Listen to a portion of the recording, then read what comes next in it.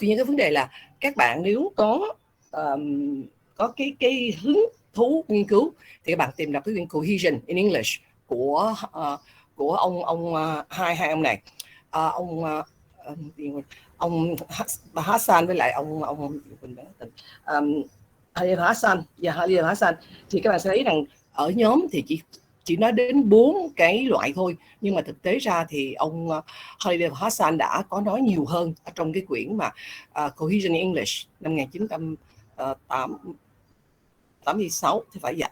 Ok, rồi thì ở đây á, cái bài chính của mình là về grammar, thì chúng ta nói về grammatical cohesion.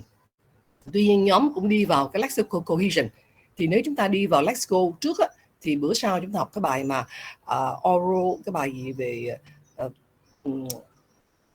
cái bài sau bài 4 á, thì chúng ta sẽ không phải đi trở lại bài lexical cohesion. Thì chúng ta sẽ có types of lexical cohesion, thì nhóm làm cũng tốt, có rõ các cái loại mà lexical cohesion. Thì coi như là các bạn phải nhớ là sau khi học xong bạn phải biết nó là cái gì, chứ không phải học xong rồi có nhớ có học cohesion không biết là cái gì. Rồi next chúng ta nói về types of chúng ta nói về types of reference. Thì cái câu này nó hơi bị misleading một chút xíu, bởi vì chúng ta có hai cái thiểu. Cái thiểu thứ nhất là type reference, thì nó có là endophora, exophora, và cụ thể hơn của những cái loại mà endophora. Còn cách thứ hai nữa đó thì cái reference theo kiểu holiday thì nó là những loại gì. Cho nên các bạn chú ý theo cái kiểu mà question number 3 này nè, có thể các bạn hiểu bằng hai hướng khác nhau. Một hướng là các loại reference trong một cái văn bản nói chung thì nó có quy chiếu bên trong, quy chiếu bên ngoài. Nhưng mà holiday thì lại nhìn nó ở góc cạnh khác là có các loại reference khác nhau, thì các bạn sẽ chú ý. Cái này nghiêng về, các bạn trả lời cách này càng cũng được, nhưng mà nhớ rằng với cái loại mà types of reference này nè, thì cái câu này nó hơi bị ambiguous một chút. Ok, hiểu không? Tức là theo nhóm nói chung thì nói rằng là reference nó có hai loại là quy chiếu bên trong, quy chiếu bên ngoài, nội tại và ngoại tại. Đó là một cách. Rồi cái thứ hai nữa thì trong đó khi nói về từng loại cụ thể về cohesive device thì Holiday phân biệt ra các loại reference khác nhau, là nó demonstrative, nó là cái gì, các loại khác nhau. Thì các bạn chú ý là có hai kiểu trả lời cho cái câu types of reference. Okay. Rồi câu thứ tư, distinguish between conjunction as a word class and as a cohesive device. Chúng ta theo traditional grammar thì conjunction là một word class, nhưng mà theo cách nhìn của discourse analysis thì nó là một cái cohesive device, tức là nó vượt qua khỏi cái ranh giới của word class. Nó không phải là một cái conjunction không, mà nó có thể là một cái phrase, nó có thể là một cái prepositional phrase, nó có thể là một cái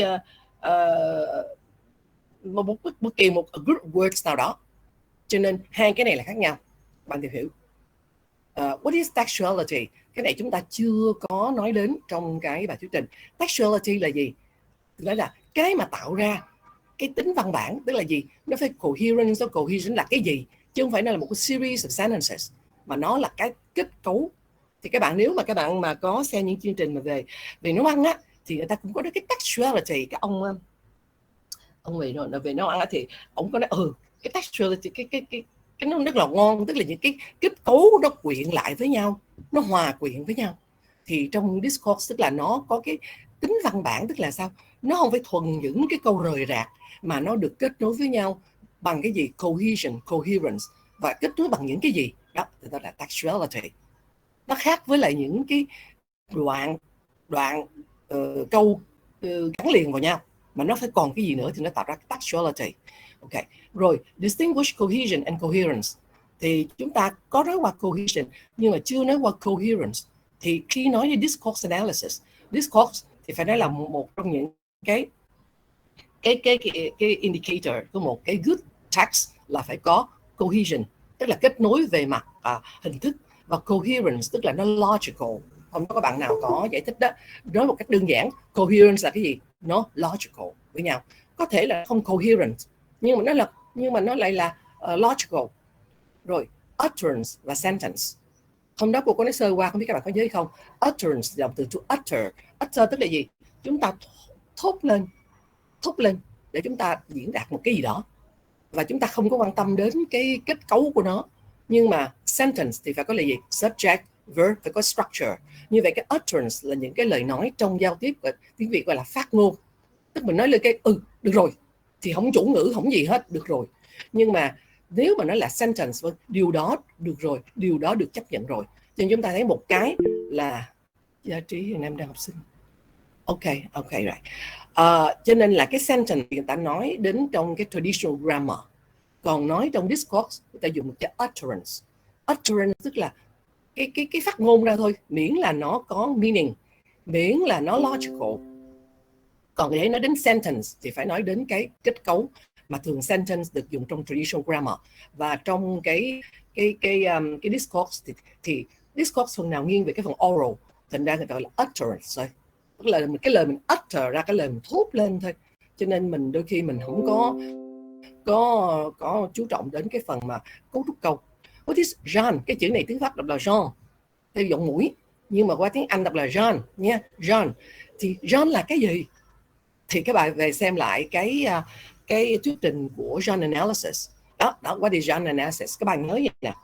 Người ta thuyết trình là một chuyện, mình hiểu là một chuyện khác, cho nên các bạn gạch đầu dòng cái ý chính. Sau đó khi cái câu hỏi là what is Jean analysis? What is Jean? Thì các bạn phải đưa ra cái your own definition, tức là câu của mình. Các bạn hiểu không? Ý là như vậy, chứ đừng có chẳng hạn việc anh soạn xong cái định nghĩa của Jean analysis, cái Diễm, cái hai bạn share với nhau cùng soạn, thế là hai bạn cùng học thuộc lòng, đến khi lên làm bài thi hai bạn cùng chép y chang nhau, viết y chang nhau, thì về nguyên tắc nó là plagiarism.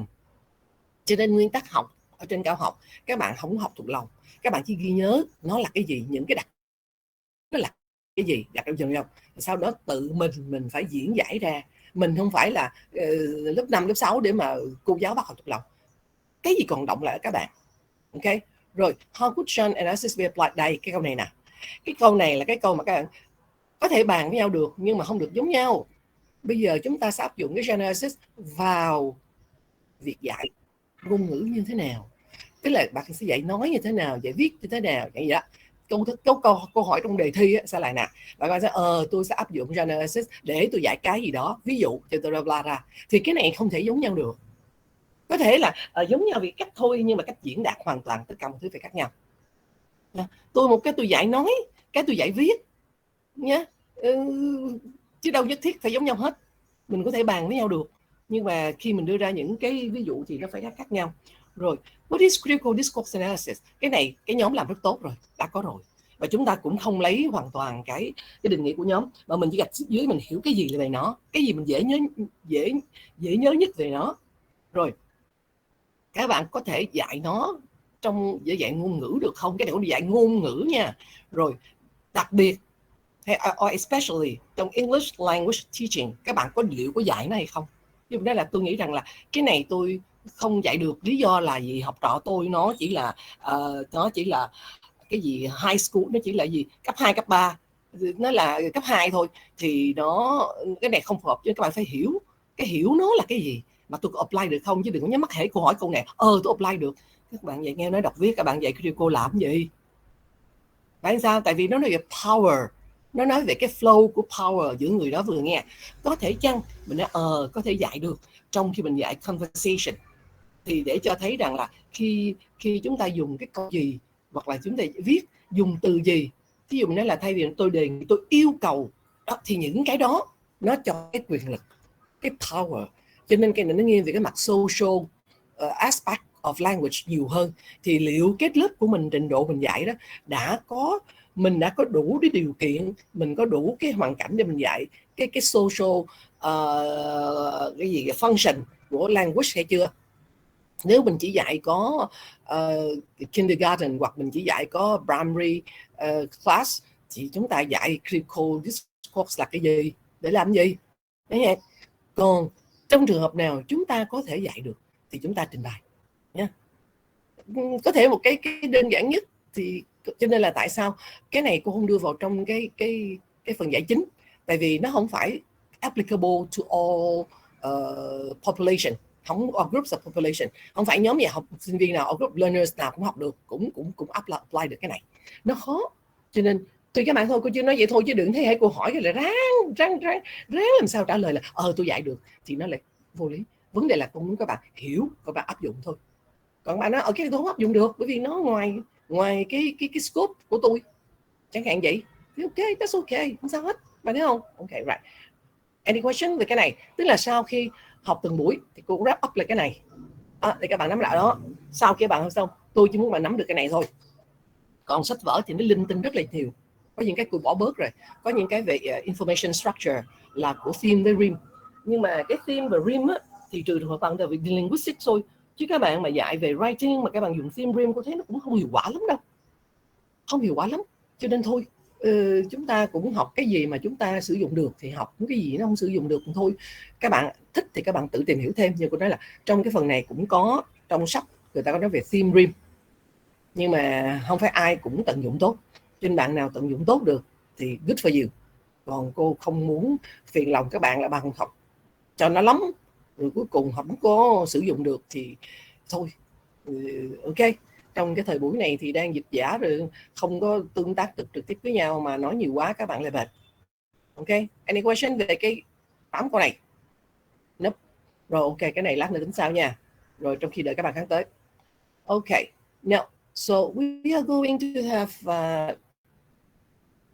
4 presentation, right? Của các bạn rồi, bắt đầu lại lên các bạn.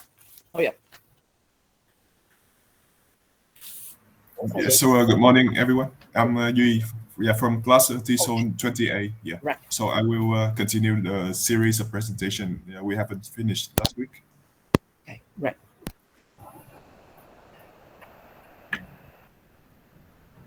Yes, please wait for one moment. I'm opening the PowerPoint file. Ok. Rồi, by the way, cô nói luôn nha. Về cái individual presentation thì chiều hôm qua cô download được của nhóm 20A là của bạn Minh Anh, Diễm, Vũ Linh, Thanh Duy. Ok. Của nhóm B thì cô nhận được của bạn nào đây? Công Thành, Hải Thụy, Gia Trí. Nhưng ba bạn đều gửi cho cô cái PowerPoint mà không gửi cho cô cái bản article. Có gửi article cho cô chứ nhé, các bạn bổ sung thêm nha. Thành Thủy với Gia Trí. Ok, nào. Sorry, can you see my screen? Yes. Yes. Okay. So I will quickly evaluate the article across linguistic approach to analyzing cohesive devices in expository writing by Asian EFL teachers. Yeah. So the first part of my presentation is a summary of the article, and the second part will be evaluation of the article. Right. So first, in the rationale of the article, the author say that because of the lack of the text cohesion, the Asian EFL test taker writing score in the IELTS test is the lowest of all 4 major language skills. And moreover, regarding the Vietnamese context, Vietnamese learners, they primarily focus on accuracy in writing, but less on self-efficacy or even communication skills and critical thinking skills. So they found that the Vietnamese teacher lack of support for learners' communication ability. So to solve that problems, the government involved native English speaker and Filipino teachers in the national education program, according to the Ministry of Education and Training in 2008. So there is a need to see how the Vietnamese, the Filipino, and the native English teacher use cohesive devices in their writing, because it's a way of communication too. So the authors think that evaluate their use of cohesive devices is a way to to investigate their ability to communicate. So in the next part, they refer to the differences between cohesion and coherence. I won't repeat the definition because we have learned last time. So within the scope of this study, cohesive devices are considered as indications of cohesion required in a text. But I feel a little bit confused. Yeah, I will talk in when I evaluate this, because I don't know why the author mentioned that some texts can have cohesion, but not coherence, and vice versa. Yes. You can read in the article I have sent you last week. So in the next part, he used the taxonomy provided by Halliday and Mathisen in 2019. Yeah, we have a some type like reference substitution ellipsis. Yeah, that we have presented by the group 2 last week. Yes, and also some conjunction and lexical cohesion with some subtype and some example here. Yeah, you can read in the article. All right. So the research aims is to examine the cohesion in teaching reports by Vietnamese and Filipino EFL teacher. So they try to use a cross-linguistic approach to analyze the use of the cohesive indices in expository writing by both of the teacher, and they try to compare them with the native English teacher. So they have two research questions. The first one is how frequently do Vietnamese and Filipino teachers use each type of cohesive devices in writing compared to the native ones. And the second is what types of cohesion errors do Vietnamese and Filipino EFL teacher make in writing. So for the design of the research, they use a pure quantitative approach. Yeah, they analyzing and comparing the indices used in their monthly teaching reports, and also they try to adapt a Chavez framework in 2000 to describe the 6 main factors, including the target language proficiency, the age, their education level, their first language group, homogeneity, their first language group, heterogeneity, and the text type. Yeah, so the setting here, they recruit 80 EFL teacher from 5 different centers in Ho Chi Minh City, including 28 Vietnamese, 26 Filipinos, and 26 native English speakers. So they try to reduce the differences by having the same background of the participant. Like they also have MA degree and a TESOL certificate for the natives teachers. There is range from 30 to 40. Their experience range from 4 to 8 years of teaching. And 2 Vietnamese and Filipino teacher, their English proficiency is tested, and they also have level C1 according to the CEFR framework. And also they have taken the academic writing courses before they join this research. Yeah, so for the data collection and analysis, so here is the procedures. First one, the teacher monthly report was scrutinized, and then they classify the cohesive devices in accordance with the taxonomy by Halliday and Mathisen in 2014. The second stage is that the teacher problems with the use of cohesive devices were identified and analyzed. And finally, they use 2 tests, the one-way ANOVA and the independent sample t-test. The first one, the first test is used to examine the Vietnamese and Filipino teacher use of cohesive devices compared to those by the native teachers to answer the first research question. And the second one, used to compare and contrast the errors made by the Vietnamese and the Filipino teachers. So here, for the error, they use another taxonomy, including the misuse, the redundancy, the omission, and the overabundance. Here, we have some definition of each type of error. Right, so for the first research question, after they run the SPSS, they have found that the Vietnamese and Filipino teacher use a similar cohesion pattern in their report writing. So while the Vietnamese and the Filipino teacher use lexical cohesion, conjunction, and reference most frequently, the cohesive devices used by the native English teacher disperse across the 5 main subclasses. So they are more diverse than the use of Vietnamese and Filipino teachers. And for the second research question, after running the sample t-test, they found that most Vietnamese teacher error was the omission. And however, the most error made by the Filipino teacher lie with redundancy and omission as well. And both Vietnamese and Filipino EFL teacher make small proportion of errors in using demonstrative, temporal, hyponymy, and meronymy. sorry, yeah, sorry for my pronunciation. So here are some discussion from them. Yeah. So I will try to quickly summarize it. So they are in accordance with the previous research of Moshika and Raman, and they also found that the language proficiency did not determine the frequency of cohesive connector used in their written text. And however, the nature of their reports affect their text cohesion.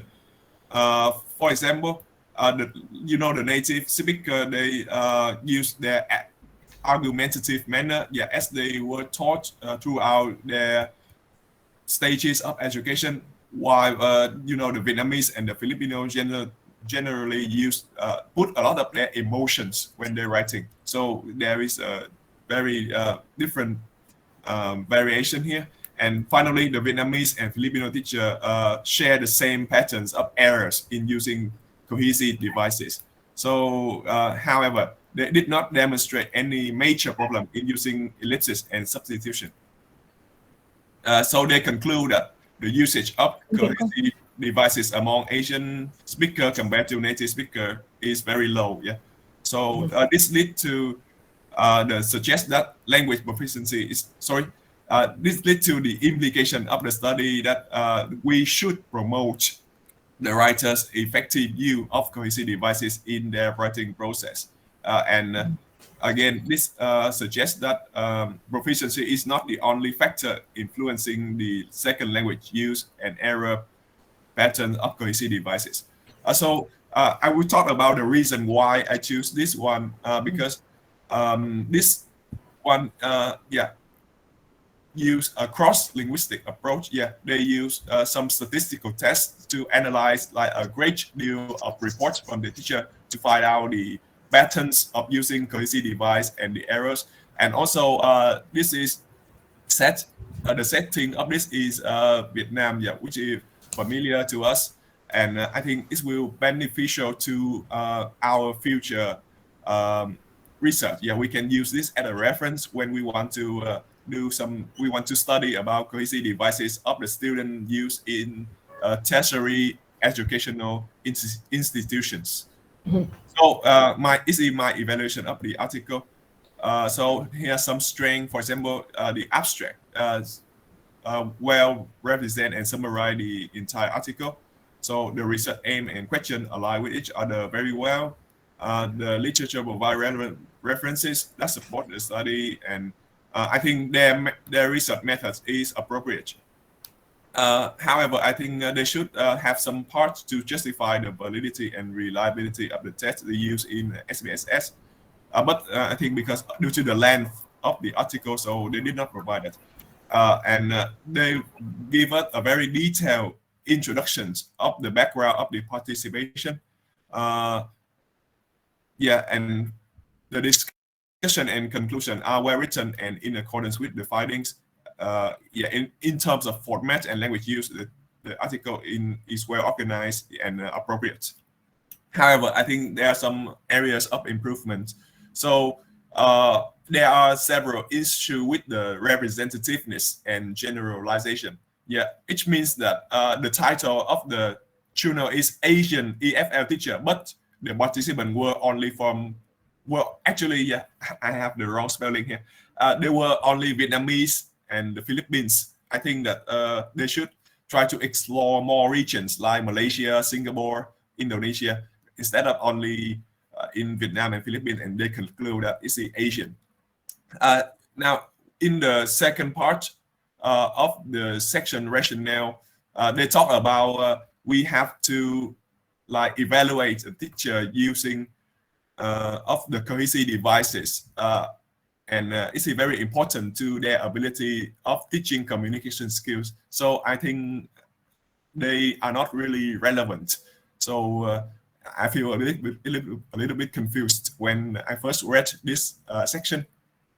Yeah, and also because this journal does not focus on coherence at all. So I think the author should reconsider about this section, cohesion and coherence. I think it does not support this article much, and the reason why they chose 800 words, but not the other numbers, or other quantities, is not fully explained.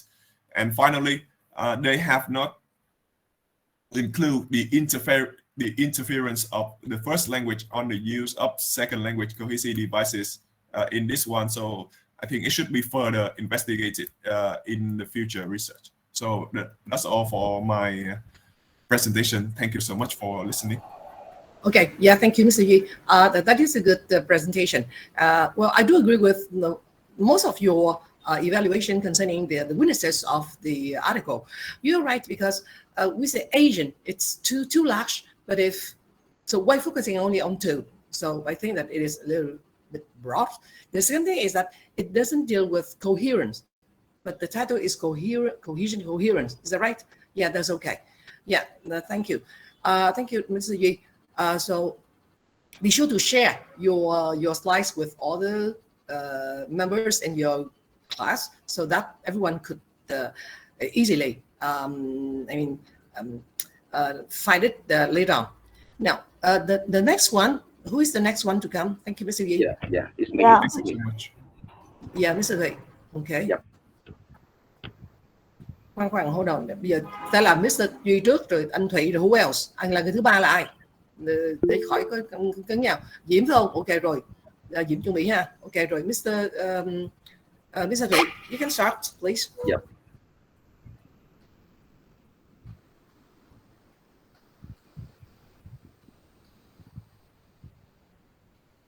Can you see my slides? Yes. Yes, okay. So it's my pleasure today to give you an evaluative report on the article, on one of the research conducted by Wenxin Yang and Yingxing in 2012. Now, firstly, let me summarize this article first. Now, let's say these two authors, they analyzed the total of 60 total argumentative essays written by the two groups. And as claimed by the authors, so these two groups, they are, how can I say, they were relatively homogeneous in terms of their language proficiency, and they differed in terms of their proficiency. So why did they conduct this research? Now let's see. They would love to find the strengths and weaknesses, and this contribute to the field of second language acquisition, and also it is meaningful to the teachers as well. Now, as the first impression, you can see, the aims and the research questions are aligned with each other,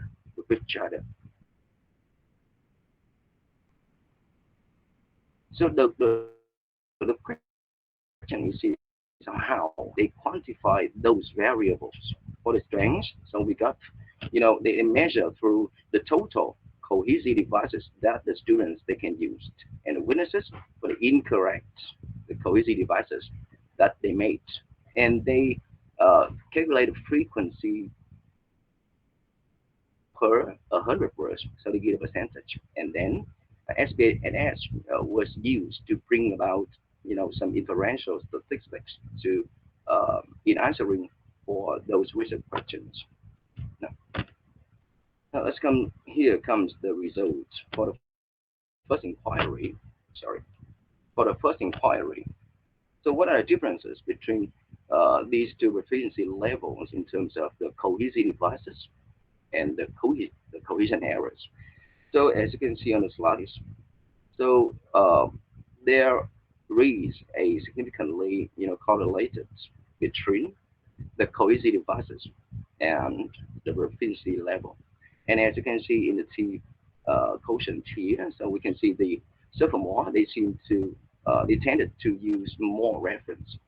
And in contrast, so the seniors, they tended to use more lexical cohesion. And in terms of their weaknesses, or say the cohesion errors, we can see there is a strong relationship between these three categories of cohesion errors. Yes. And for inquiry too, So they try to find the patterns of variation. According to my understanding, the patterns of variation refers to the subcategory of cohesive devices here. And also, and there are, a significant relationship between the four subcategory of cohesive devices. Yes, and similarly, unlike the inquiry one, the sophomores, they tend to use more of the personal pronouns and the demonstrative pronouns. Yes, so we can see the positive value here. Yeah. And for the last inquiry, so they come up with the relationship of the use of cohesive devices and the correct use of devices and the writing scores in terms of the writing quality. And for a general look, we can see the seniors, they tend to use, how can I say, they had a wider range of the subcategory of cohesive devices. And in conclusion, so through this finding, so it is concluded that so the correct use of cohesive devices or the use of cohesive devices are a good predictor of the student discourse competence.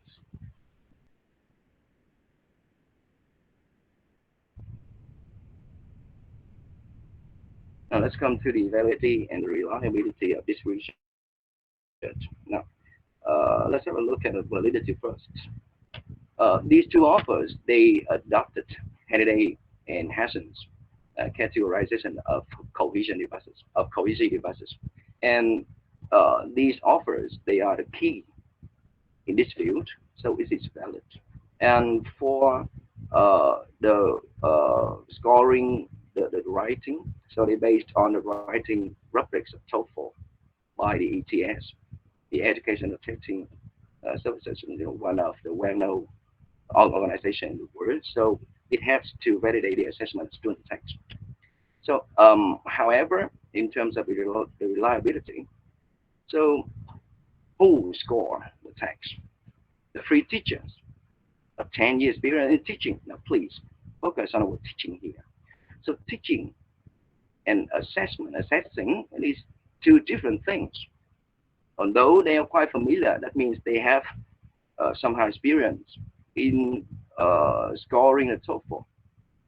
And although their inter-rater reliability is high, however, as I have just argued, so it is quite doubtful, yes, about the reliability of the writing score. And for the other two, so we have no doubt about that. In sum, this research is valuable. Although we just have one of the witnesses here, but based on the sense of a researcher, so this article, is how can I say, it is valid and reliable enough, for consideration. So that's all for my report. So thanks for your attention. Okay. Yeah, thank you, Mr. Thuy. It is a good choice of the article. And yet, however, I think that your evaluation tends to focus more on the analysis technique, on the research technique, rather than the subject matter itself, the content, which is the focus of our attention. Okay, thank you anyway. Tức là như thế này nè. Anh Thụy thì evaluate rất là tốt, nhưng mà vấn đề ở đây là gì? Anh lại hơi focus vào trong cái phương pháp nghiên cứu nhiều hơn là cái nội dung. Thí dụ anh Phương nói cái nội dung này nó ra sao? Tức là các bạn có thể so sánh giữa hai cái bài của Duy khi nãy, thì lại người ta dựa vào cái framework của Halliday ở cái version gần sau này cùng với một tác giả khác. Thì cái bài này nó lại dựa vào cái theory của ông ta ở cái version đầu tiên là 1976. Cho nên họ vẫn theo cái cũ. Thì cái mình point out có thể là gì? Ông ta đã dùng nó cái framework cũ á, thì nên phê bình theo cái nội dung nhiều hơn cái phần nghiên cứu. Anh thì nghiêng về nghiên cứu nhiều. Anyway, that's okay. Yeah, thank you. Now you are next because we don't have much time. Diễm, who else after Diễm? Sau Diễm là ai nhỉ? Ai? Raise your hand, lên. Sau Diễm là ai? Cô nhớ 5-6 người luôn mà. Vậy cũng không có thời gian đâu. Dạ hình như còn anh Chí lớp B đó cô, nhưng mà anh Chí ảnh có nói là anh em Bên Anh là Phạm Phúc làm chưa? Làm rồi phải không? Dạ em với bạn Phúc làm rồi á, nhưng mà tụi em là về cái Discourse marker với lại intonation á, là tụi em lên luôn không cô? Discourse markers nó nằm trong bài này luôn thì phải. Dạ, nhưng mà có đợi nhóm thuyết trình xong hay tụi em lên luôn phần individual ạ? Tại vì cái này là mấy bạn của tuần trước còn dư lại. Rồi thôi bạn tuần trước, ok, về anh bài sao phải không? Rồi bây giờ Trúc, bây giờ Diễm đi, xong rồi chúng ta dừng lại, chúng ta làm presentation. Ok. Yeah, okay, see if I Dạ cô ơi, cái này là em mới vừa gửi lại cho cô lúc tối cô, chắc là nếu mà hồi chiều hôm qua cô tải về là cô tải bài cái cũ đó cô, tại vì em có cái này là revised version nữa không? Cô xóa cái cũ đúng không? rồi. Dạ. Rồi. Cô.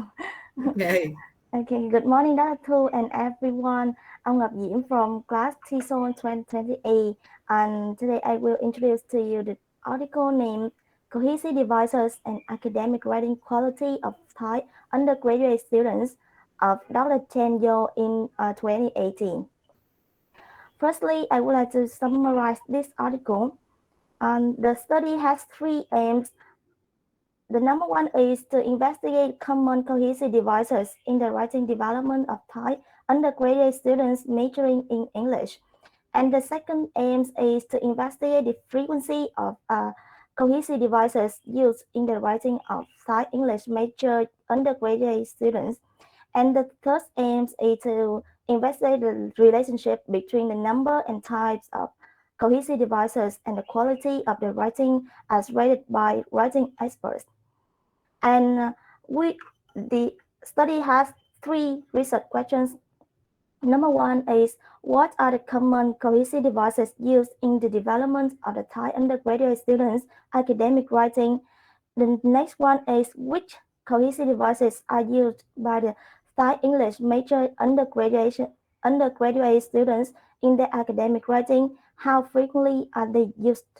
And the last research question is there a relationship between the use of cohesive devices and the quality of writing? In the literature review, the researcher presented the definition and types of cohesive devices based on the framework of Halliday and Hassan in 1976. And the rest of literature review is the previous studies about the correlations between the number and types of cohesive devices and writing quality of Thai English major undergraduate students. About the methodology, the study is based around the quantitative design with the participation of 30 junior English major undergraduate students, and the covers is consisted of 30 academic essays with a total word count of 16,856. And the essays were written by 30 Thai junior students majoring in English. An essay rubric developed by Hodge and Alzheimer in 2007 is used as the main assessment tool for this study. And here is the scoring rubric essays according to as cited by Hodge and Alzheimer in 2007. I'll go back to the methodology. In the procedure, first one is the first step is the description of study of objectives, and also the researchers ask students for permission. And next one, they give time for students to write in 3 hours without external assistance. In the data processing, the researcher type students writing in the doc format and without correction, and the file script is converted in the text format. For the grading part, you the researcher used the rubric of Holt and Ultimer in 27. The graders is the researcher and an experienced native teacher. The maximum score is 100. And the last step is the reliability checking. 6 assessments were randomly chosen for inter-rater reliability, and the Pearson correlation coefficient is 1.93. It means that they are highly consistent between the graders.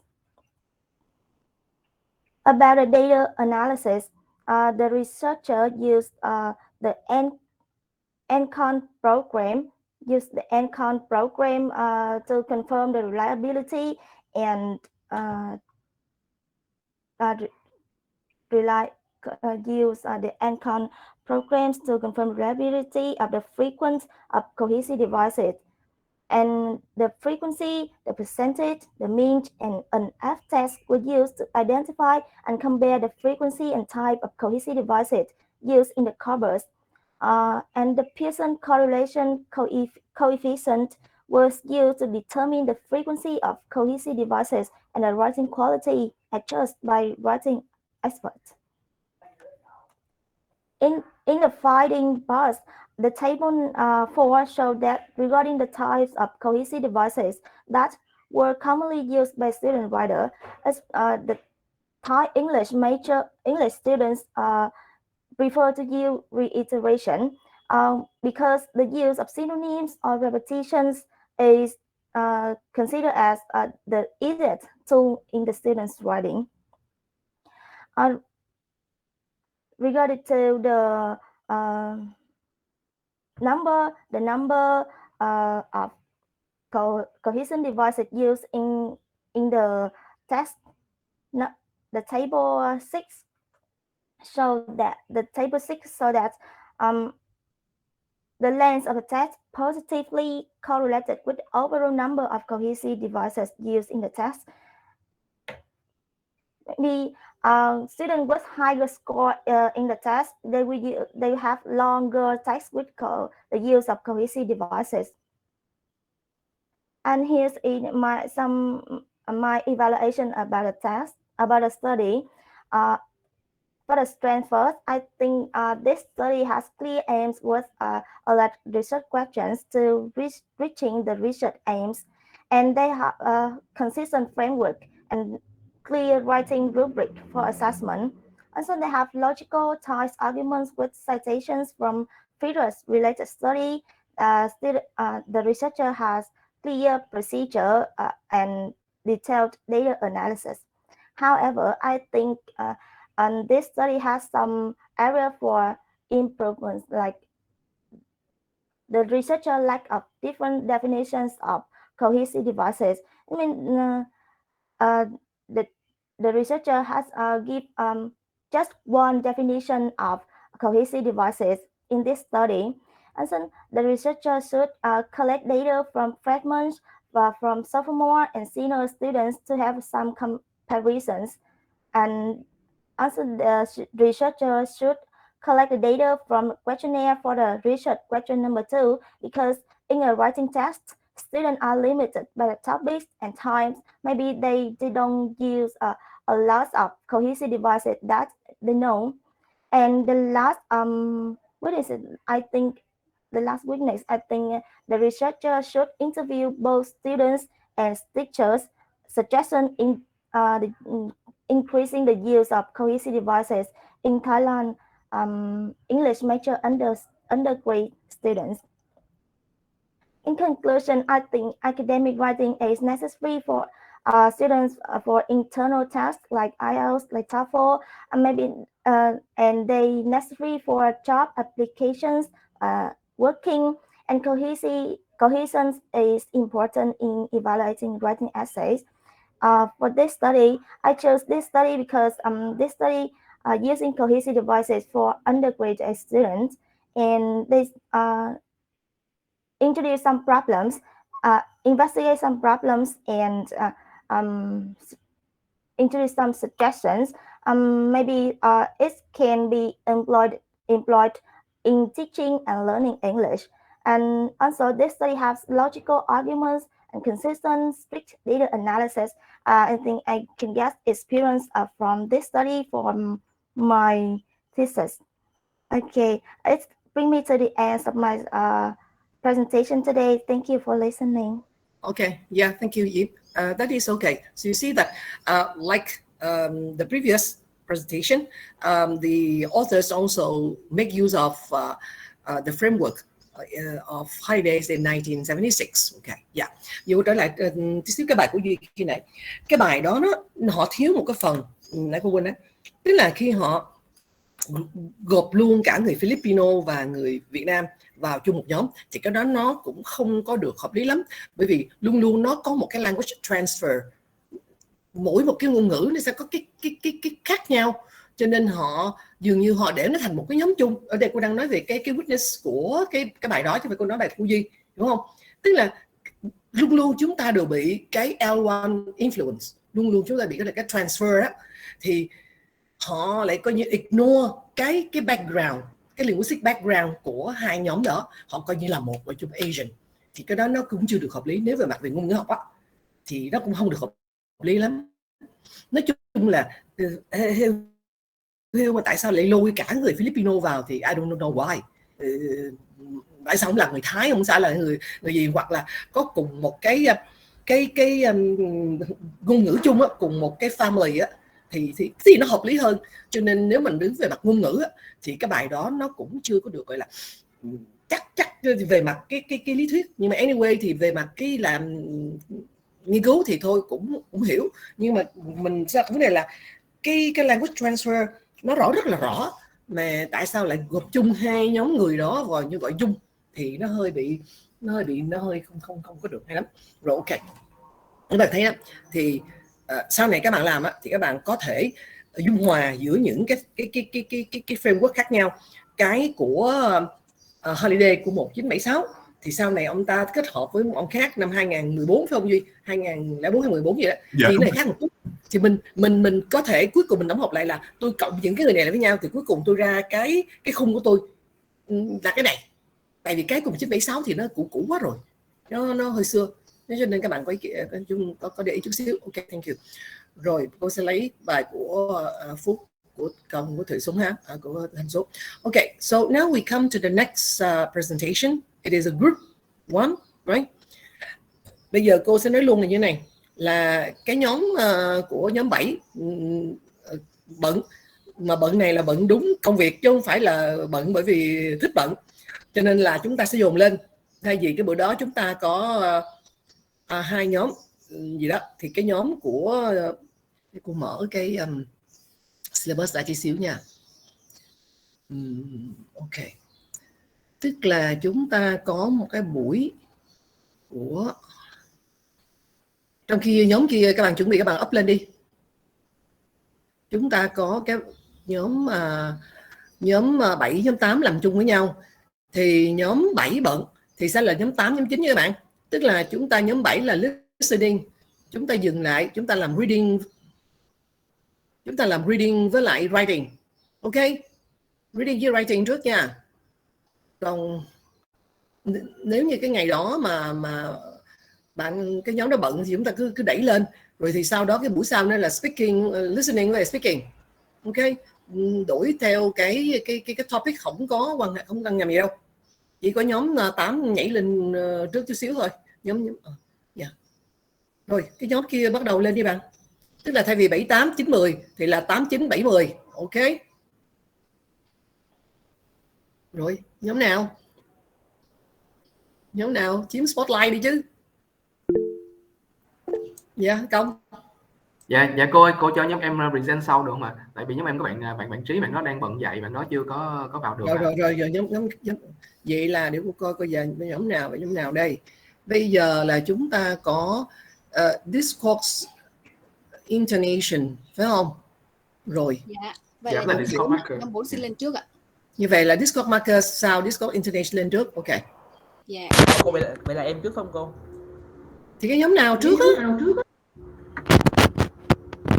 Okay. Nay mình có hai cái quyết định, thì một nhóm bị bận rồi thì nhóm kia lên.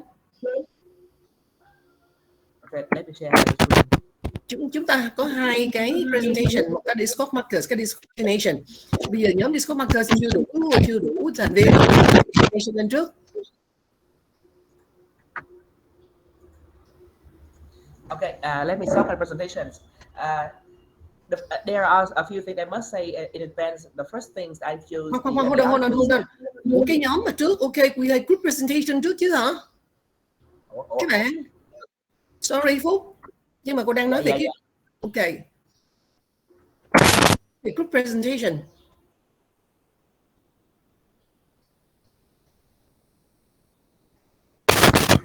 Dạ. So excuse me. Yes, I come from group 4. So may I ask if you all see my screen now? Yes. Yes, thank you. So, good morning, Professor, and good morning, everyone. My name is Nga. I come from Group 4, and it's our pleasure to be here today to talk about discourse intonation. And our presentation will include 4 parts. First, we talk about the intonation and main components in general. Then we focus more on the discourse function of intonation. And finally, we suggest some activity using the discourse intonation. So let's first talk about intonation. So, written discourse provides some markers for coherent segment of discourse. For example, full stop, semicolon, or dashes. However, a speaker in spoken discourse may pause at any point where such punctuation doesn't always occur in the written transcription of the utterance. So that is one of the reasons that leads to the use of intonation, which is defined as the distinctive use of pattern of pitch or melody. And intonation is stated to be produced by tonal height and depth along with strength, volume. I'm sorry to interrupt you, yeah, but you should move the slide. Dạ không, em đang nói ý của trong slide này á cô. Của sao nó xuất hiện là có cái phần group members đứng đi ngoài à? Group member. Cái trang đầu tiên sao bên cô nó không? Đúng rồi, hiện giờ nó đang hiện cái màn hình của các bạn là group member á. Đúng rồi. Rồi chạy lên chứ. Các bạn mở. Dạ. Chị Mai được luôn. Dạ, thỉnh thoảng thì share một tab nó không có cho chạy là vậy đó cô, cho nên phải share toàn bộ màn hình. Rồi cũng được, tùy em, nhưng mà em mới chừng này tôi theo dõi được chứ không theo dõi được. Dạ, rồi vậy em làm lại nha cô, tại vì nãy giờ nói chắc mọi người không theo kịp. Đúng rồi. Dạ. So our presentation will include 4 parts. First, we talk about the intonation and main components in general. Then we focus on the discourse functions of intonation. And finally, we suggest some activity using discourse intonation. So let's talk about intonation.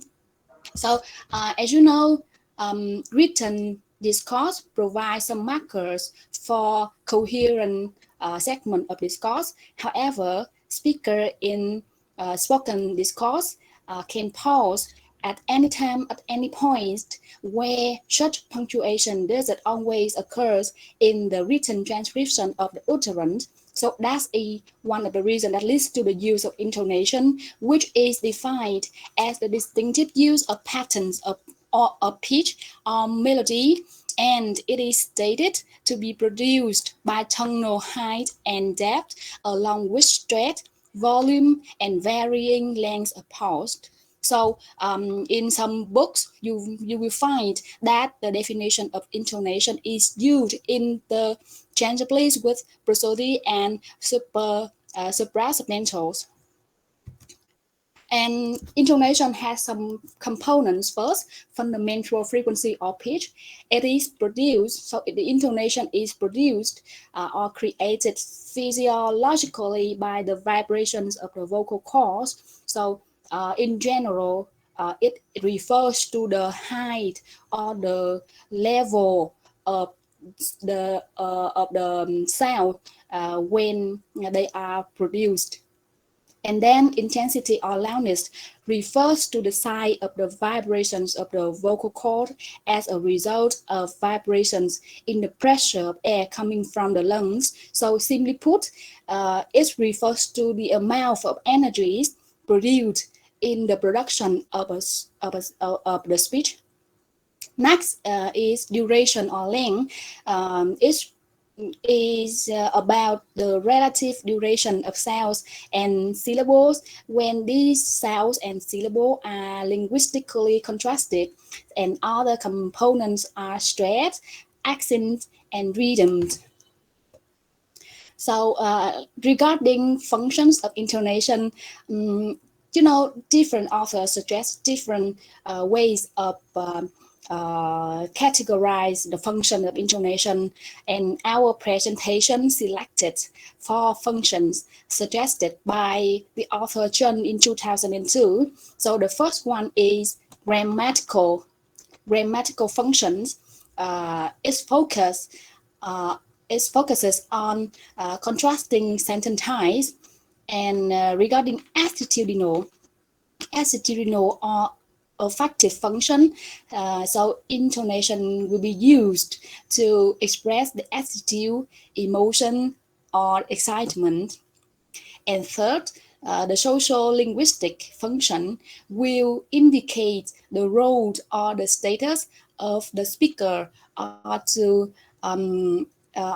indicate the politeness. And our presentation today will dig deeper into the discourse function of intonation.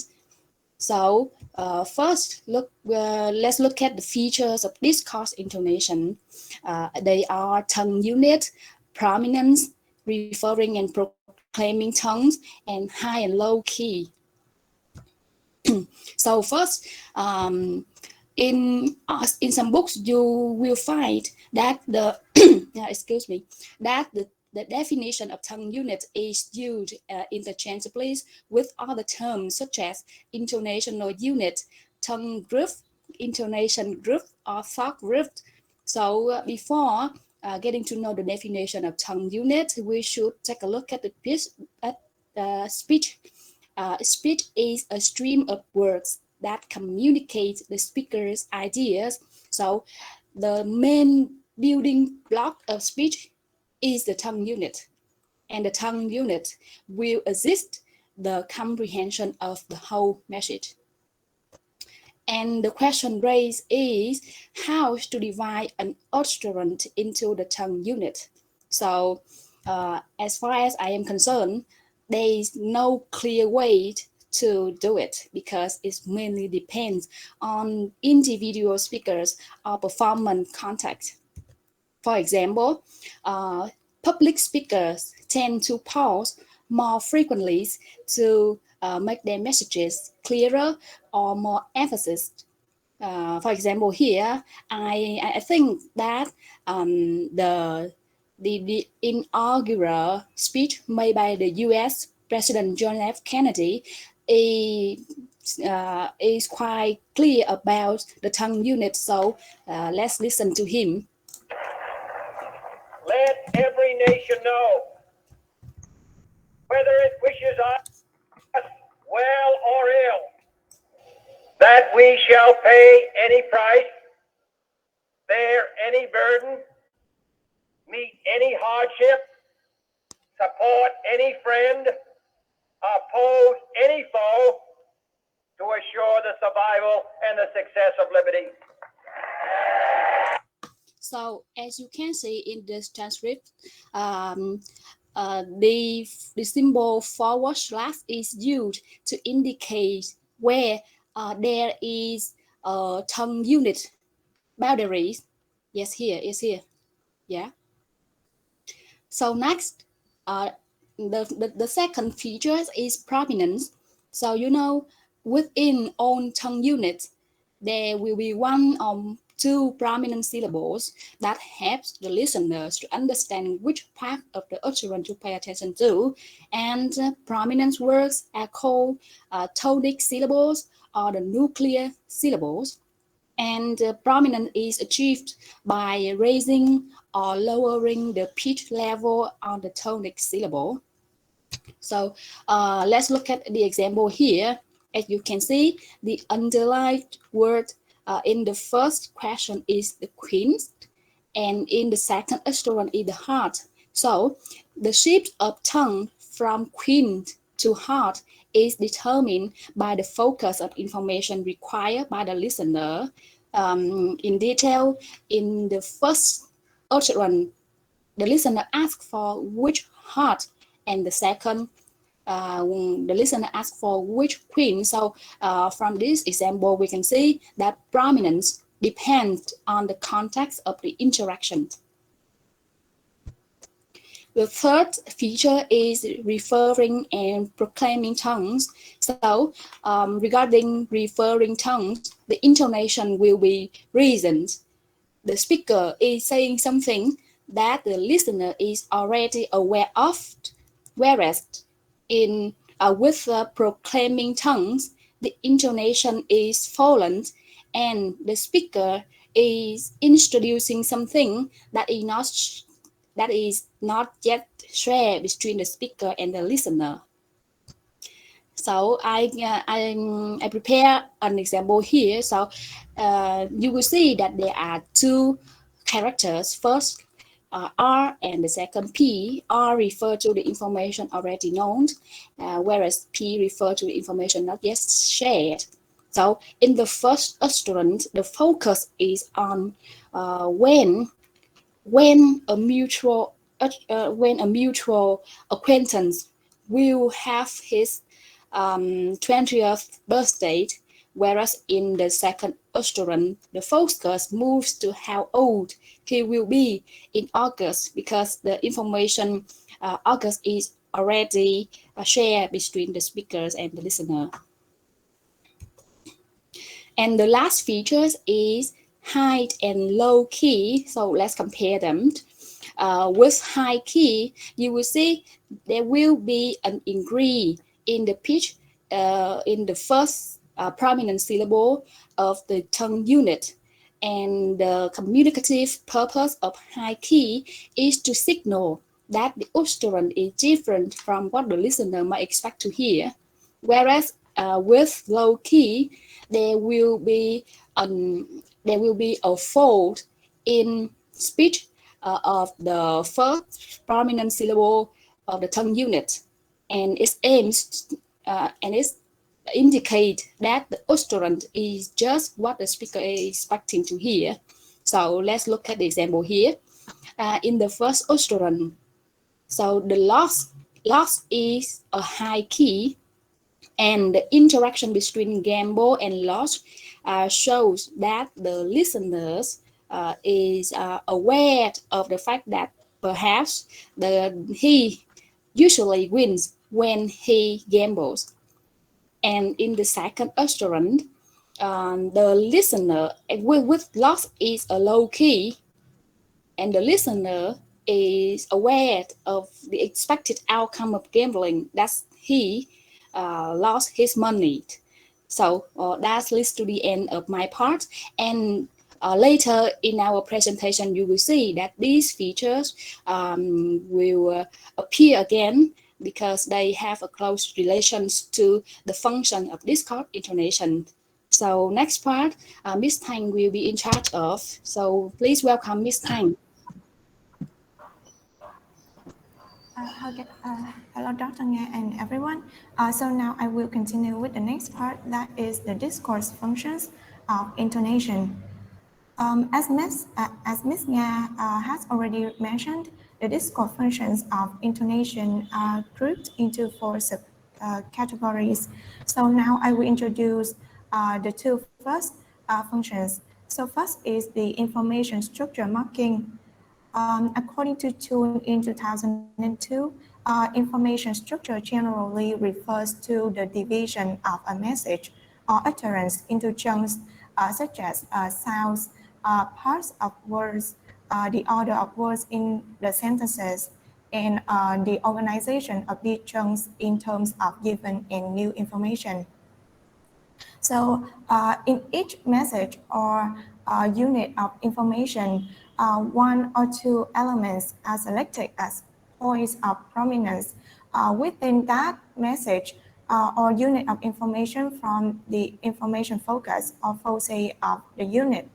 The information structure can be manifested in various ways, not exclusively by prosodic means, but also by special grammatical markers, such as in the form of certain syntactic constituents and in the position and ordering of such constituents in the sentence. And the last one is in the choice of lexical items. So in this part, information structure will be confined to the use of intonation to mark the information focus or foci of a sentence as they are situated in a discourse, a context, and to signal new versus given information, and to emphasize and contrast. So next, about the given and new information. According to Halliday in 1967, given information is recoverable either anaphorically or situationally. We can understand that given our own information is information the reader is already aware of because it has been mentioned previously in the text or in the same conversation. This is sometimes called the theme of a sentence. About the new information, also according to Halliday, this is the information is focal, not in the sense that it cannot have been previously mentioned, but although it is often in case that it has not been, but in the sense that the speaker presents it as not being recoverable from the receipt the discourse. So the new information often adds more detail on the new aspects of the given information in order to develop the speaker's argument and explain the ideas more clearly. This is sometimes called the theme of a sentence. It is typically marked with high pitch when a speaker introduces a brand new information when inferable information is introduced. Although the information may be potentially known to the hearer, the speaker treats as it's new. So here is an example. There are two sentences. The first one is the M6 girls from Birmingham to Calais. The given information is in the first sentence is the M6. The hero knows about the M6 is motorway, but does not know its destination. Also, the fact it goes from Birmingham to Calais is the new information. In the sentence number 2, the motorway from Birmingham to Calais is called the M6. So the hero knows there is a motorway from Birmingham to Calais, but does not know what it is called. So the fact that it is called the M6 is the new information for the hero. So in English, the given information usually comes at the beginning of the sentence, and the new information usually comes at the end. The decision about which part of the sentence to make the given information and which part to make the new information is the choice of the speaker and depends on the organization of their ideas. So next, about the emphasis and contrast, in terms of signaling emphasis and contrast, Halliday claims that new information is contrastive or merits emphasis when items that do not normally receive focus, in fact, form the information focus. So for example, For example, the pronoun in the sentence I am going it is to emphasize I am going, not someone else, or the preposition in the sentence I put it on the table. It is to emphasize it's the subject. The object is on the table, not under the table. Or an example, Joes were angry. The verb would not normally be given sentence stress, but if it is, then it would be contrastive or emphatic. In this sense, then the speaker might be contradicting a previous statement or implying that Joes was angry earlier but no longer is. In the next part, about the illocutionary functions of intonation. So according to June in 2002, utterances are verbal actions and constitute speech arts, which can be characterized as locutionary, illocutionary, or publilocutionary.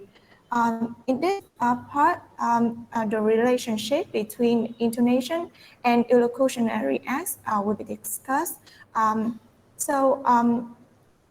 Illocutionary acts are the real actions which are performed by the utterance, where saying equals doing, as such as petting, believing, or warning, etc. Here is an example. This utterance, I promise to pay you back. So next slide.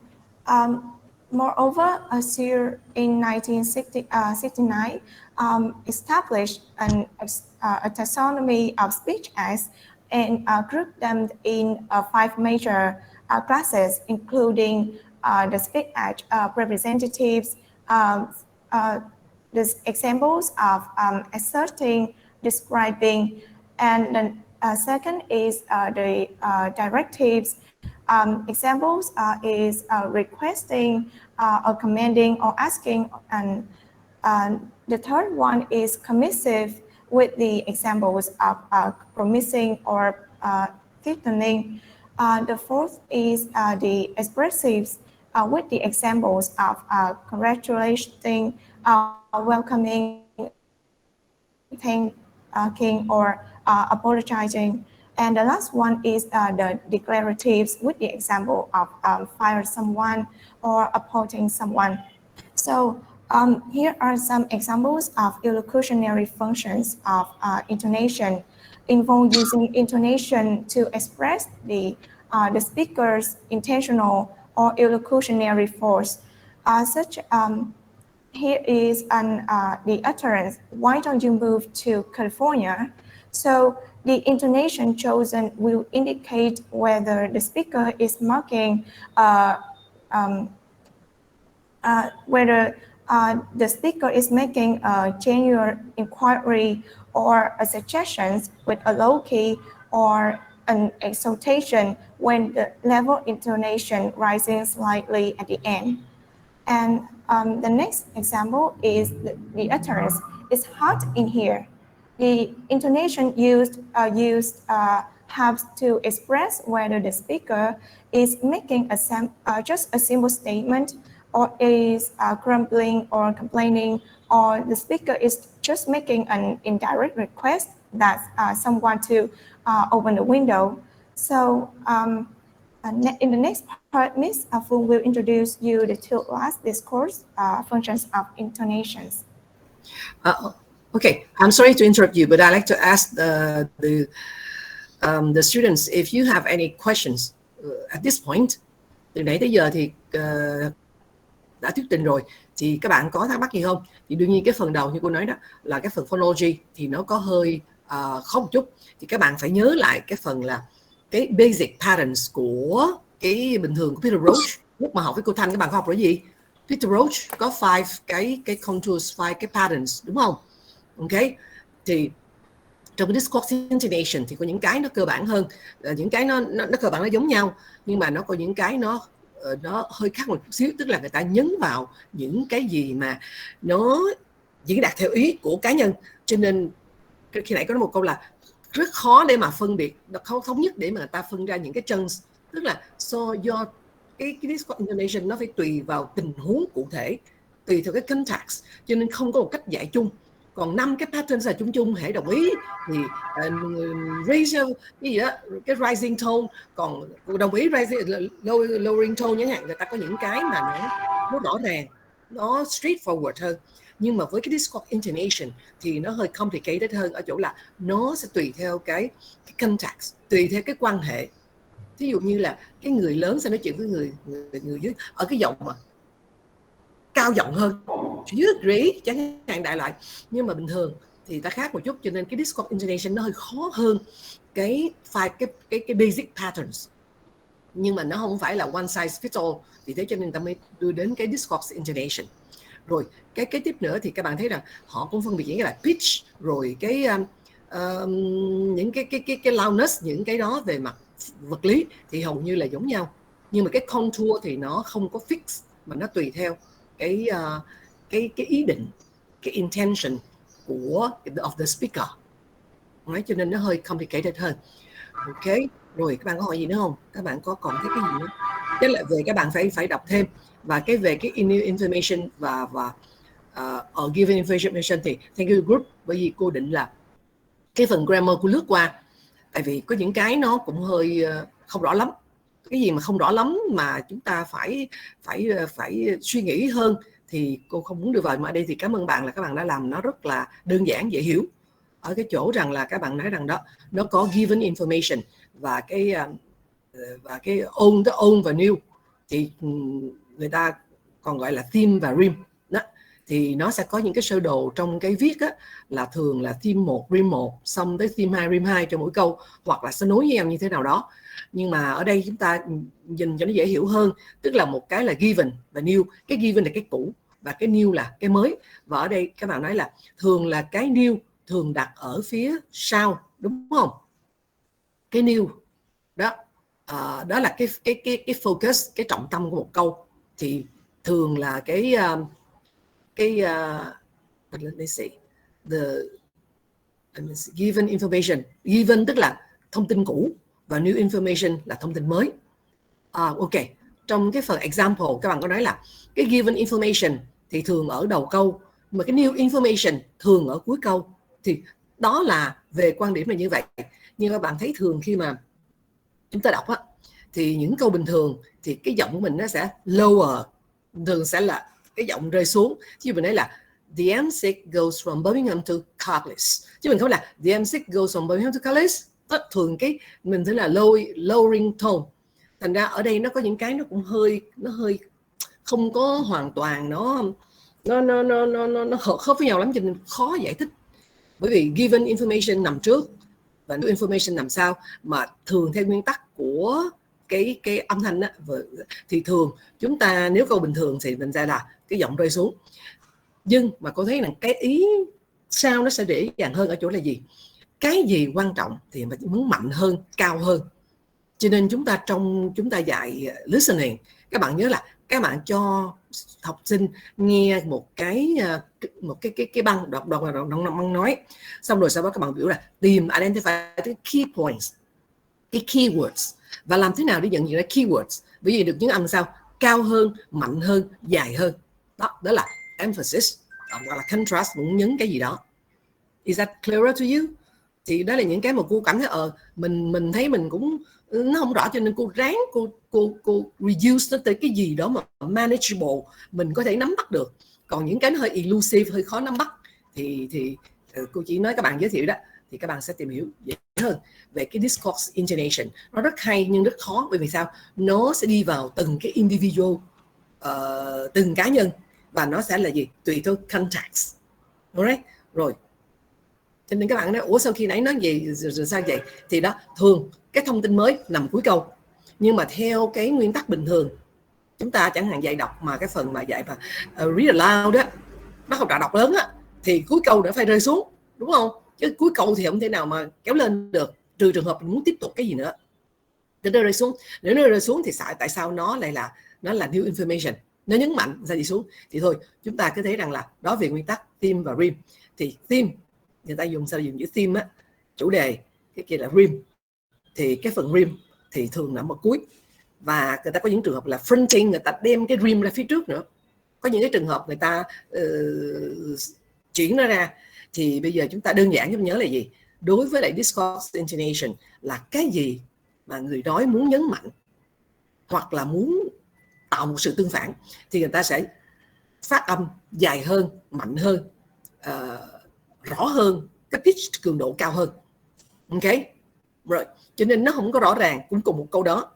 Ví dụ là các bạn muốn nhấn đến cái chữ nào thì chúng ta sẽ nhấn chữ đó. Hoặc thường chúng ta biết rằng nếu mình dạy học trò cái preposition thì chúng ta đọc âm nhẹ, không giờ đọc là off, a piece of cake và a piece of cake, nhớ không? A piece of cake, chữ off biến thành of.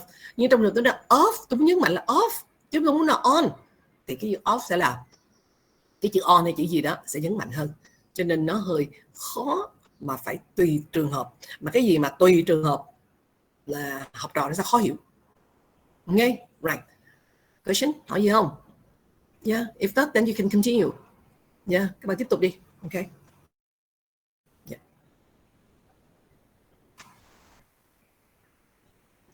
Okay, good morning, Professor, and good morning, everyone. So can you see my screen right now? Yes. Yes, yes. Okay, thank you. Yeah, so I'm Phương, and it's my turn to continue with the last two functions of discourse intonations. So, research on discourse intonations may follow either transactional approach or interactional approach.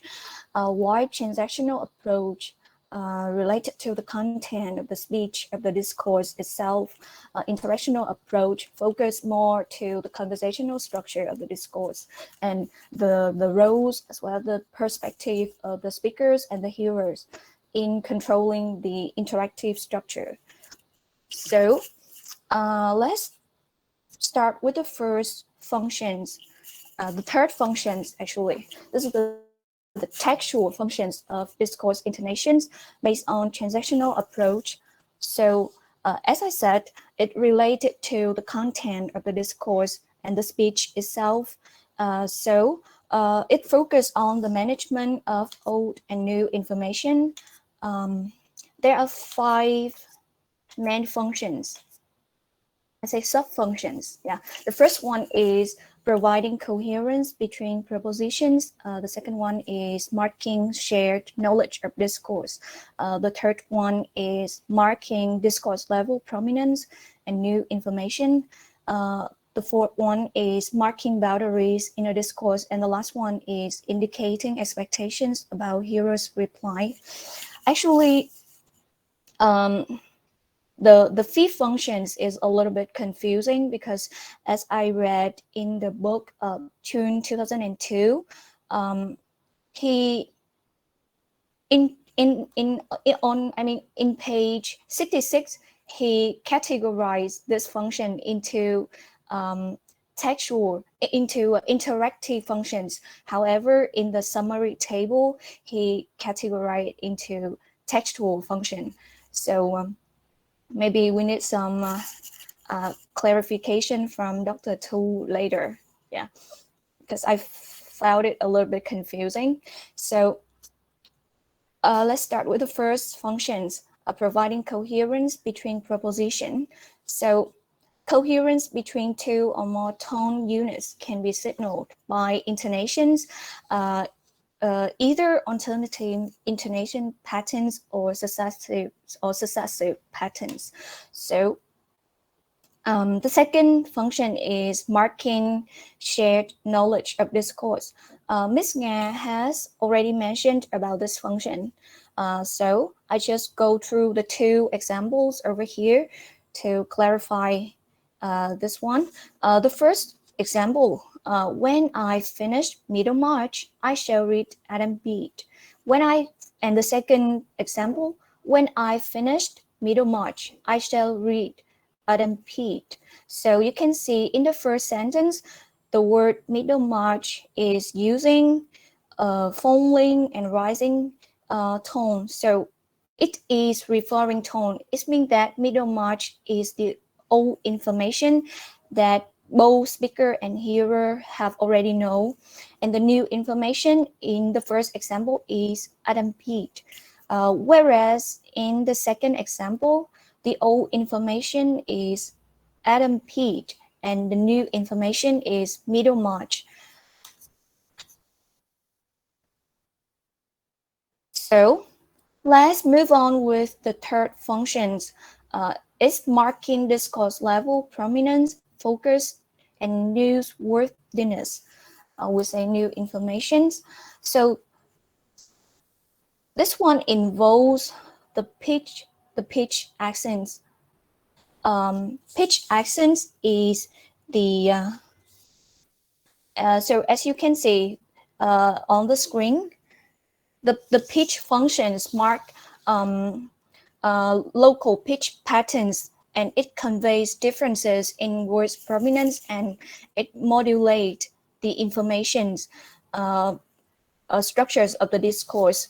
The second feature is intonation contours.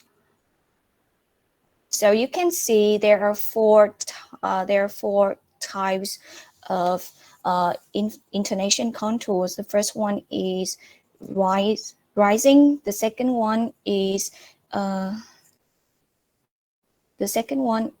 falling. The next one is rising, falling, and the last one is rising, falling, and rising.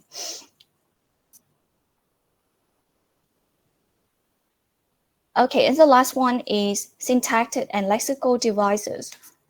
So the speaker need to make assumptions about shared common knowledge so that he can assess how to signal the new or the newsworthy piece of information, and the hearer need to be aware of the preceding discourse to understand the significance of the speaker's intonation signals. And now let's move to the third functions, marking discourse level. Yeah, this on. Okay, another example for marking discourse level prominence. As you can see on the screen, there are two speakers taking part in the conversation, A and B. Speaker A asking a question, is it true that Peter Rice plays? This is a yes/no questions. So you can see the last word of the questions, plays, is in a rising tone. And speaker B said no. Mass Rice plays. So the stress was put on mass. So we can see that the response emphasizes who actually Rice plays is mass to correct the false assumptions that Peter Rice plays. So we can see the stress is put on the most important word, the word that the speaker would like to focus on, like to emphasize. And another example, you can see two sentences on the screen. The intonations of the two sentences are different. Speaker A said, I saw a man in the garden. So the following intonation is used for the word man. Whereas in sentence B, I saw a man in the garden. The following intonation in this case is used for the word saw. So it implies that sentence A may be answer for the questions, what happened then, or who did you see? By contrast, sentence B may answer the questions, did you hear a man in the garden? Yeah. So intonations can be used to mark the most newsworthy piece of information in an utterance. Okay, so let's move on with the fourth functions, marking boundaries in a discourse. So intonations can be used to mark the boundaries in a discourse, in a sentence or in a paragraph. to signal transitional continuity, like final, continuing, or appeal. So in English, the thought group's boundaries can be marked by three basic phenomena. The first one is pulsing. The second one is the movement of pitch or the change in pitch. And the last one is the lengthening of final stress syllable. So now let's come to an example for the fifth functions, indicating expectations about hearer's reply. You can see there are two question tabs over here. The intonations are different. Yeah. Sentence A is he isn't coming. Is he? So the following intonations are used for the two words coming and is, whereas in sentence B, he isn't coming. Is he? So the following intonation is used for coming, but the rising tone is used for is. Although both questions here presuppose the answer no. Sentence A using following intonations, so it presupposes only a slight possibility of yes, whereas sentence B using rising intonation in the word is, so it presupposes a higher possibility of yes.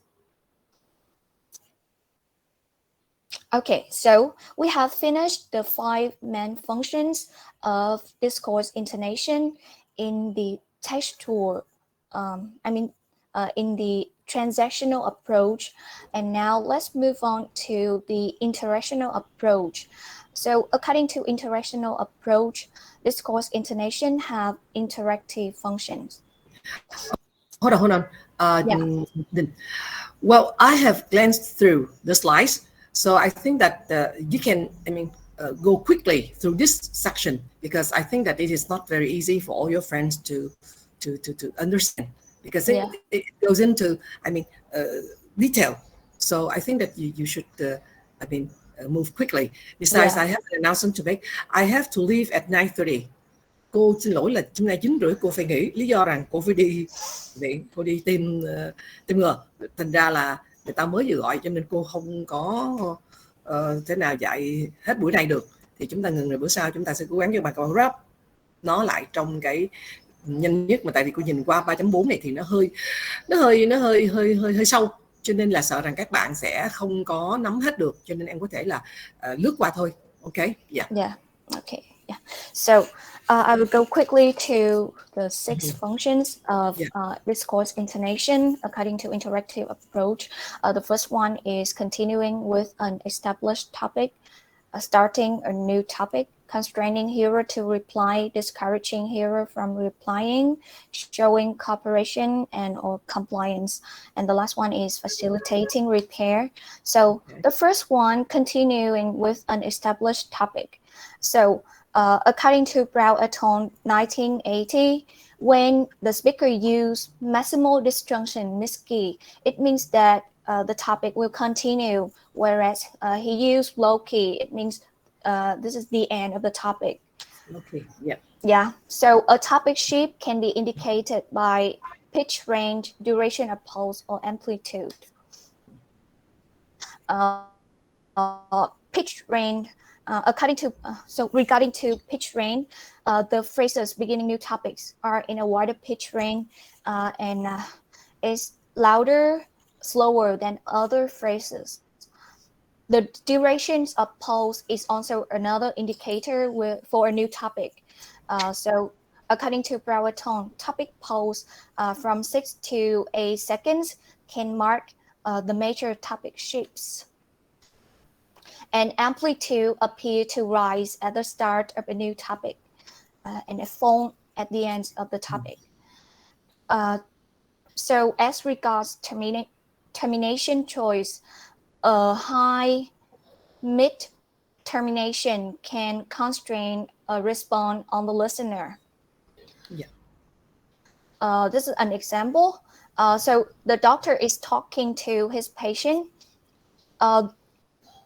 Very irritating, you say. The patient replied, very irritating. So you can see the doctor utterance is in declarative form. However, the patient correctly interpreted this utterance as a polarity elicitation. So he just respond very irritating, which imply yes. Okay. Now the mid termination, the doctor said, "It's rising, isn't it?"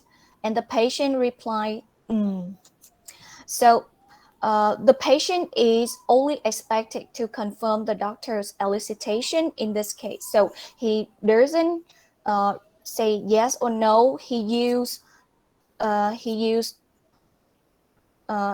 neutral tone, which imply that he agree with the doctor.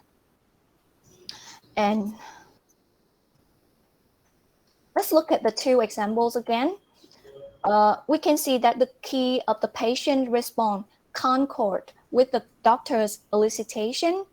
The doctor used a high tone, very irritating, to emphasize the contract, to contracts. Yeah. So the patient are expected to reply only yes, not no. So in the second example, the mid key is used. So it means that the patient imply is correct because this is a neutral and additive tone. So let's move to the fourth functions, discouraging hearer from replying. You can see in this example, very dry skin. Okay, could you take off your... So the doctor is using a low termination to mean that it's enough about your skin right now. So let's move on to another topic. So he didn't initial or elicit a response from the patient. So the patient also didn't reply. And now the last, not the last, the fifth functions showing cooperation and compliance.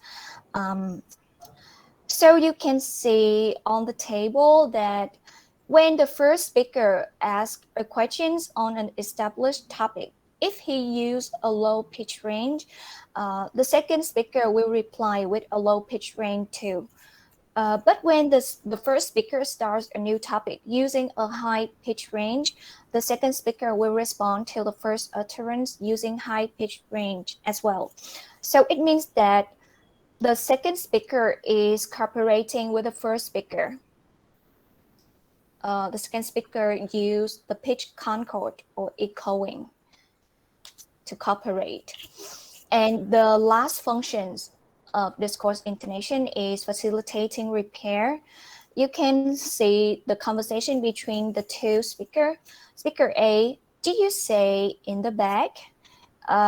Did you say in the back? So the rising intonation is used for the word back. So it means that back is most important information in the questions. And speaker B, I said in the back. So the emphasis was put on the word back. It means that the second speaker want to emphasize that it's the back, not the back. He correct the the wrong information to avoid misunderstanding. So this is the end of my part about the functions of discourse intonation according to transactional approach and interactive approach. So now Miss Uyên will continue with the next part about the pedagogical implications. Yeah. Implication. Application. Okay. Okay. Trước khi Uyên bước qua cái phần của mình thì cũng nói lại là cái phần này rất là hay, nhưng có điều là nó sẽ đi về chi tiết, cho nên các bạn sẽ sử dụng nó trong trường hợp các bạn làm nghiên cứu trong cái phần là conversation analysis. Các bạn xem cái người nói họ có những cái động thái như thế nào, chứ còn mình dạy học trò thì sợ hơi khó. Trừ cái điều là chúng ta sẽ dạy học trò là khi mình thấy những cái dấu hiệu mà cái người nói họ muốn dừng học hoặc đổi cái đề tài, tức là sao, họ pause đó, họ yên. Cái thứ hai là sao, họ cái giọng rơi xuống, that's all, rơi xuống. Cái thứ ba là gì, that's all, ba cách. Cái thứ nhất là pause, yên. Cái thứ hai là cho giọng rơi xuống. Cái thứ ba là gì, kéo dài cái âm cuối cùng. Thì đó lại để cho mình cue cho học trò nó dạy cái phần mà conversation mà ở cái level cao cao một chút đó. Tức là khi mình dạy communication đó, thì nó có những cái ẩn ý của cái người speaker. Ok, rồi cho nên cái này nó hơi khó, thì chúng ta biết thôi. Ai muốn mai mốt chẳng hạn các bạn làm cái nghề mà các bạn phải phân tích cái một cái bài nói của ai đó cái gì đó, thì chúng ta sẽ áp dụng những cái này. Lúc mà họ lên giọng thế nào, họ ngừng lại thế nào, họ nhấn cái gì lên thì nó sẽ tốt hơn. Chứ còn dạy cho học trò thì đi sâu chi tiết quá nó sẽ không hiểu đâu. Ok, Yến, Tú Yeah. Yến, right? Yes. Yeah. Okay. Now I will share my Nói screen. với chị 15 minutes, gói gọn trong 15 phút nha, tại vì 9:30 cô phải đi rồi nha. Okay. Yeah. So, good morning, Professor and everyone. Can you see my screen now? Yes. Yeah. Okay. I will continue our presentation by mentioning the application of teaching discourse intonation. And referring to Celsius 2000, there are some principles of teaching discourse intonation. The first one is that teachers should direct students' attention to a few major patterns, including stress, tone, rhythm, or beat. The second one, we should alert students to differences between the punctuation systems and the intonation system. So as we all know that the punctuation system refers to the size of symbols to separate a phrase or a sentence. Yeah, so for example, when you read out loud, we should make a slight break where there is a comma, and we should make a slightly longer break when there is a full stop. Yeah, and however, the intonation is different. Yeah, because it refers to the raising or falling tones, relates to accent or stress or pitch when we in spoken language. Yeah. And we should guide students to distinguish between isolated sentences in which can take several isolation contours, and the intonation of ongoing discourse, in which case only one intonation contour is generally appropriate. And we should teach students skills to guess about speakers' intention based on their stress and intonation. And teaching intonation should be integrated with teaching language skills. Yeah, in detail, when we teach listening, we should focus on the placement of the stresses and the rhythm of the second language. And following listening section should be a speaking activity where students can apply what they have listened to produce language, and they can use appropriate intonation in particular contexts. And in general, there are some typical types of exercises for teaching intonation. The first one is sensitization, included in listening lessons. Yeah, so here students not just listen to the native speaker, they are expected to understand the speaker's attitudes or mood through their stress or intonation. The second type is imitation, which is carried out in speaking exercise. Yeah, so students can listen first and then repeat or imitate the intonation of the native speaker in conversation or dialogue. And explanation.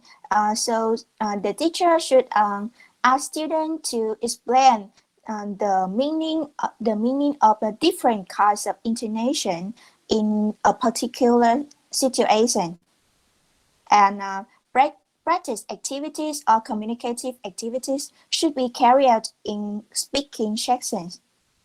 So depending on the level of the learners, teachers can flexibly choose appropriate types of exercise to teach intonation.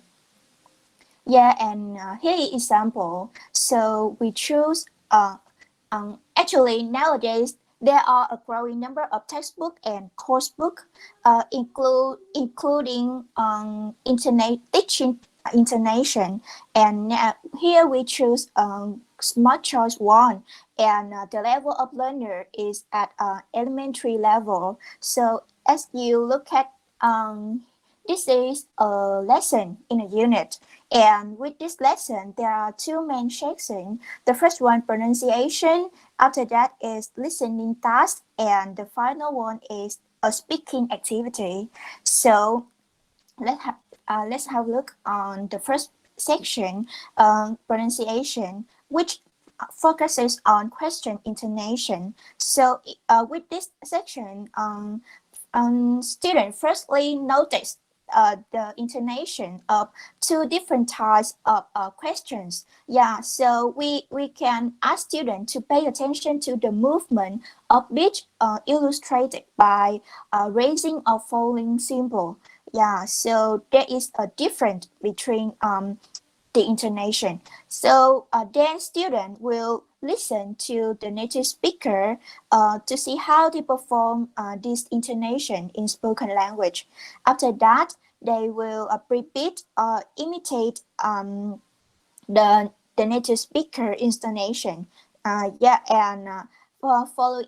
Following this, student will have time to practice talking about themselves. They are given a particular topic, a particular situation to produce language and use intonation to express their attitudes or their mood in this communicative situation. And following this section is listening task, and so actually teaching intonation before introducing listening exercise can help students to prepare and understand the meaning of different intonation that may appear in conversation, in the listening conversation. Finally, after we complete the listening task, speaking activity will help students to have opportunities to produce language for real-life situations. So here, this activity can vary from making conversation, conducting interview, or reporting. So with different types of activity, so students are expected to show different attitudes, different moods through their choice of language and intonation. And here we can say that the intonation is not produced in isolated sentence, but in a communicative situation. Yeah. So that's also the end of our presentation. Yeah. Okay, thank you for your attention. Yeah. Okay, thank you very much. Okay, right. I have one general impression that all the group presentation are very well prepared. Thật là mà nói thì mỗi lần mà cô chấm bài thì cô thấy là các bạn làm cái phần thuyết trình rất tốt. Các bạn làm tốt hơn là cô mong đợi. Giỏi hơn cô mong đợi. Nhưng không biết là tại sao đến khi mà làm bài cuối khóa thì không biết tại sao nó cứ chập chờn. Chính vì thế cho nên là cô rút kinh nghiệm là cô cứ phải mỗi bài đó cô phải đành phải có cái phần là cái focus là cái gì cho các bạn. Hình như là các bạn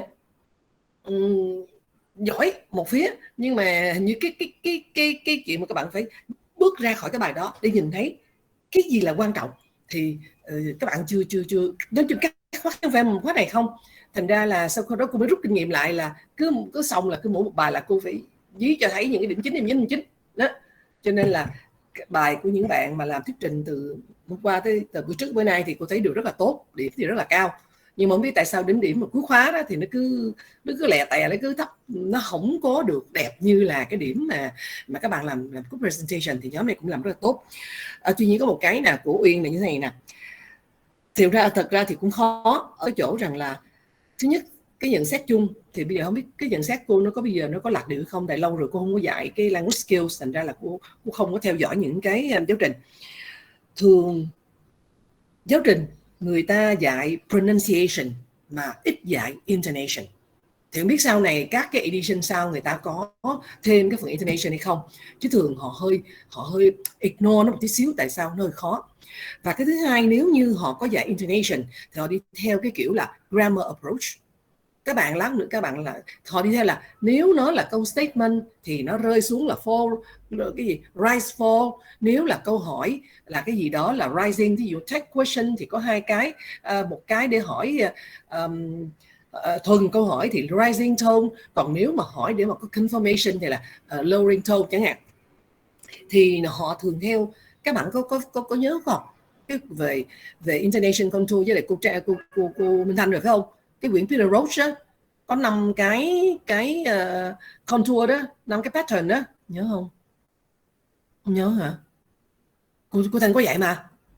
Cái đó là cái cơ bản về phonology mà. Hay quên mất rồi, lỗi các bạn thì lỗi cô đâu. Đó, về xem lại, tức là trước khi muốn nói về đến Discourse intonation thì phải đi lại cái traditional view, traditional mà intonation đó, thì có 5 cái. Thì cái mà em vừa đưa ra nó nằm trong cái phần mà grammar approach đó, tức là đi theo cái dạng thức á. Nếu cái dạng thức hệ nó là câu hỏi yes no thì phải lên giọng, nếu là câu hỏi what question word thì xuống giọng. Nó rất dễ.